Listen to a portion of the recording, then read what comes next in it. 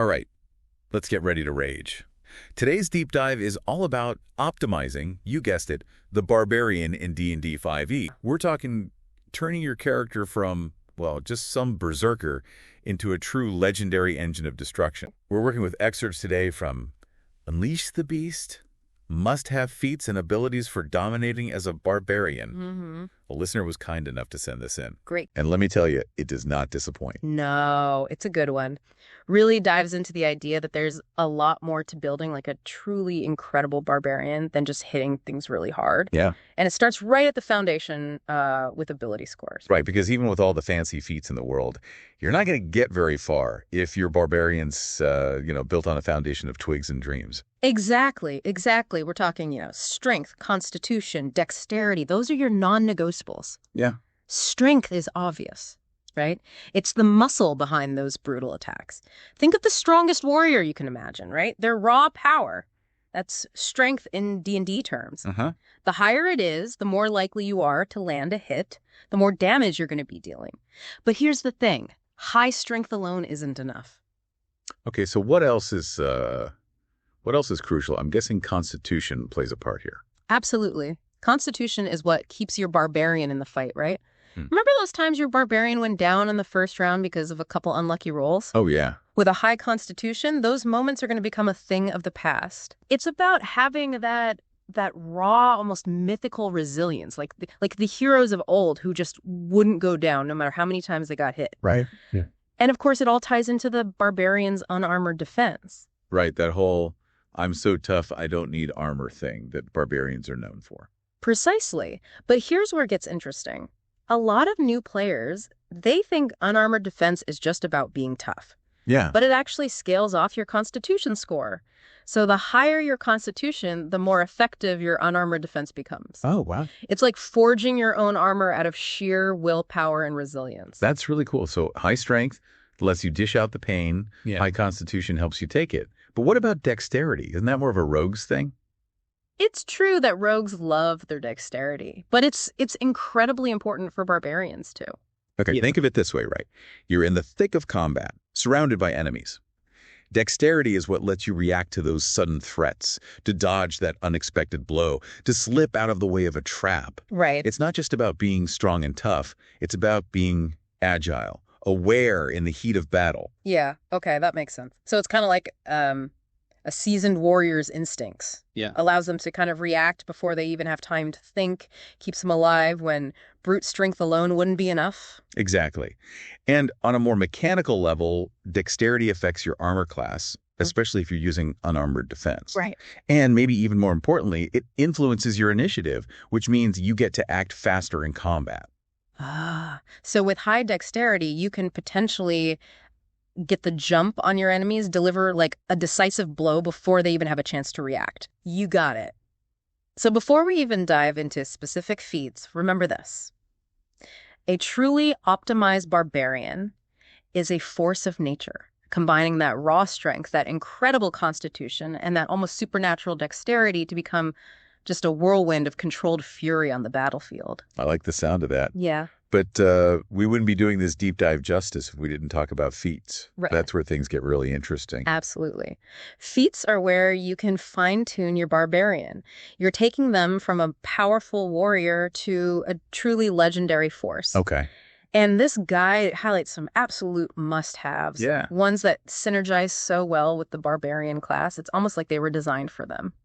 And the one that caught my eye immediately, Great Weapon Master. Yeah. I mean, come on, just the name screams Barbarian. It does, doesn't it? Yeah. And trust me, it lives up to the hype. We're talking about pushing your damage output to the absolute limit, becoming a terror on the battlefield. Okay, I'm hooked. Let's unpack this one. How does Great Weapon Master actually work?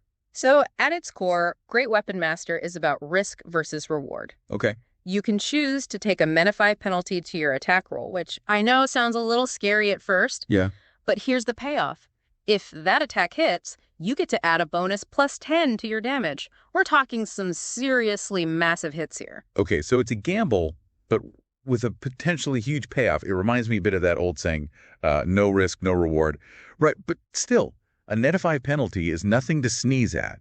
How do you make sure you're not just swinging at air? That's where the Barbarian's bread and butter comes in. Reckless attack. Oh, right. Remember, that lets you attack with advantage, rolling twice and taking a higher result. Right, right. I love that ability. It's like saying, I'm going all in on this attack, and I don't care what the consequences are. Exactly. And that's what makes Great Weapon Master so incredibly potent on a Barbarian. Yeah. Reckless attack essentially cancels out that mana 5 penalty, drastically increasing your chances of landing those massive hits. We're talking about turning your Barbarian into a critical hit machine. Now it's making sense why the guide calls this a must-have.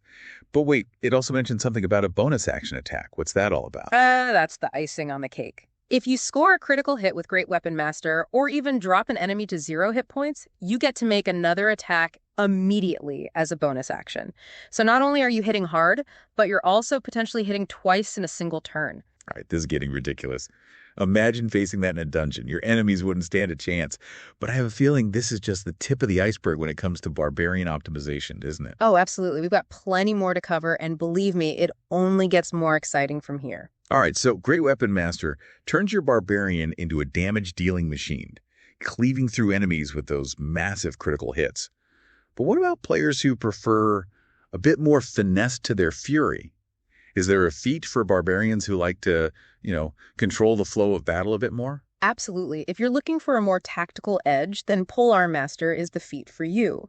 Imagine a warrior wielding a spear or a halberd, turning the battlefield into their own personal arena, dictating every move. Okay, I'm listening. How does Polearm Master bring that vision to life in D&D? It's all about reach and reactions. First of all, Polearm Master grants you a special bonus action attack. Okay. So, after you take your regular action to swing your weapon, you get to make an additional attack with the blunt end of your polearm. It's like having a built-in counterattack for every enemy that comes within your reach. So not just one attack, but potentially 2 attacks every round, all while wielding a weapon that keeps enemies at a distance.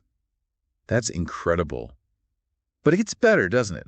The guide mentioned something about opportunity attacks. You're right, it does get even better. Normally, you only get to make an opportunity attack when a creature leaves your reach, right? Right. Well, with Polearm Master, you also get to strike when a creature enters your reach. Suddenly, your Barbarian has created this zone of control, a web of steel and fury that enemies are going to think twice about stepping into. That sounds insanely powerful, especially for a class that thrives in close combat. But how does it work in practice? Can you give me an example? Imagine this. You're in a narrow corridor, a choke point in a dungeon, let's say. Your Barbarian, armed with a halberd, is standing guard. An enemy foolishly tries to slip past you to get to your squishier allies in the back. Normally, they might be able to dart by without taking a scratch, but with Polearm Master, you get to smack them as they come into range, potentially stopping them dead in their tracks before they can even think about attacking your friends. Okay, that's a game changer, especially for parties who rely on their Barbarian to be a protector as well as a damage dealer. It's like having a wall of muscle and steel that enemies just can't get past. And it gets even better when you start combining it with other options. For example, there's a fighting style in the Dungeon Master's Guide called Tunnel Fighter. Okay. It allows you to essentially take 2 opportunity attacks per round. Now imagine combining that with Polearm Master. Wow. Your enemies would literally not be able to move past you. Wow. So with a single feat and a smart choice of fighting style, you've completely changed the dynamic of the battlefield. Exactly. And that's what I love about optimization in D&D. It's about finding those synergies, those combinations that elevate your character from good to truly great. Okay, I'm starting to see the appeal of this whole optimization thing. So we've got Great Weapon Master for maximizing damage, Polearm Master for controlling the battlefield. But what about those players who really want their Barbarian to be an absolute tank? A force of nature that just refuses to go down. You're talking about the I'll tank that ancient dragon with my bare chest type of Barbarian, right? Exactly. The ones who laugh in the face of danger, who make the Dungeon Masters sweat every time they roll damage. Well, for those players, we have the Sentinel feat. It's the one that truly turns your Barbarian into that immovable object, the one who punishes enemies for even thinking about targeting anyone else but them. Sentinel. Okay, the name alone has a certain weight to it. Tell me more. You see, one of the most frustrating things for a melee-focused character like a barbarian is when an enemy manages to disengage and slip away before you can deliver the final blow. Oh, yeah. They dart behind cover, they use a hit-and-run tactic. It's enough to drive any rage-fueled warrior mad. Oh, I've been there. Yeah. You finally get that enemy within striking distance, and they vanish. It's like trying to hit a shadow. Exactly. But with Sentinel, those days are over. Okay. If an enemy tries to disengage and move away from you, they provoke an opportunity attack just as if they'd never tried to leave in the first place. No more running away. So it's like having an invisible chain that yanks those fleeing enemies back into the fray. Yeah. I love it. But there's another aspect to Sentinel that I'm curious about, the whole protector angle. How did it help you keep your allies safe? Let's say an enemy tries to be clever. They try to bypass your barbarian to get to a more vulnerable party member, like a wizard or a sorcerer. Right. With Sentinel, you can use your reaction to immediately strike that enemy with an attack, even if they weren't your original target. It's like saying, pick on someone your own size. No one touches the barbarian's friends. Precisely. But the part that makes Sentinel truly shine for barbarians is this. Whenever you hit an enemy with an opportunity impact granted by Sentinel, and remember that's happening a lot more often, now you get to reduce their speed to 0 for the rest of the turn. Wait, are you serious? So not only are you punishing them for trying to move, you're completely shutting down their movement. Exactly. No more hit-and-run tactics, no more flanking maneuvers. They're stuck right where they are, forced to face the consequences of their actions, usually in the form of a great tax to the face. That's incredible. And you said this feat works especially well with barbarians. Why is that? Well, barbarians are already experts at drawing enemy attacks, with their imposing presence and their ability to shrug off blows that would send other adventurers running. Plus, their ability to enter a rage means they're not going to be affected by the frightened condition, which might make some enemies think twice about sticking around. You got it. It's like the perfect storm for Sentinel. You've got the durability, the rage, and now with this feat, the ability to punish enemies for even daring to breathe in your general direction. Yeah, you've convinced me. Great Weapon Master, Polearm Master, Sentinel. These are all incredible choices for a barbarian, each offering a unique path to optimization. But before we move on, I wanted to circle back to a feat you mentioned earlier. Yes, tough. Not as flashy as some of the other options, perhaps, but a solid choice nonetheless. It's the go-to for players who want to make their barbarian an absolute wall, a mountain of hit points that just won't go down. So for those who want to truly embody that unkillable berserker fantasy. Exactly. And the best part is, it's incredibly straightforward. For every level, including levels you've already gained, you get an extra 2 hit points. Oh, yeah. It might not seem like much at first glance, but trust me, those extra hit points, they add up fast, especially for a barbarian. So while other feats might be about hitting harder or controlling the battlefield, Tough is all about maximizing your survivability, becoming a true force of nature that just refuses to be stopped. Precisely. And let's be honest, there's a certain satisfaction in watching your enemies grow increasingly frustrated as their attacks seem to have less and less effect on you. Oh, I can imagine. But isn't having a lot of hit points a bit of a double-edged sword? Won't enemies just focus on your allies instead if they can't take you down? That's a valid concern. And it's where tactical thinking comes in. Positioning is key, as is using your abilities to draw enemy attention. Remember those rage-fueled shouts I mentioned earlier? Oh, yeah. They're not just for show. They can be used to taunt enemies, to goad them into attacking you instead of your allies. Okay, so it's not just about having a lot of hit points. It's about using those hit points strategically, becoming a shield for your party, drawing fire away from your more vulnerable ally. Exactly, and that's what makes the Barbarian such a rewarding class to play. It's not just about brute force. It's about using your strengths, your rage, your durability, your sheer presence on the battlefield to protect those you care about and achieve your goals. That's a pretty epic way to think about it. So we've got tough for raw survivability, but what about those other feats the guide mentioned? Mobile, alert, and lucky. What are their strengths, and when might a barbarian player consider picking them? Those are our honorable mentions. They might not be as universally applicable as the others, but they can be incredibly powerful in the right situations. Let's start with mobile. All right, mobile. What's so special about this one?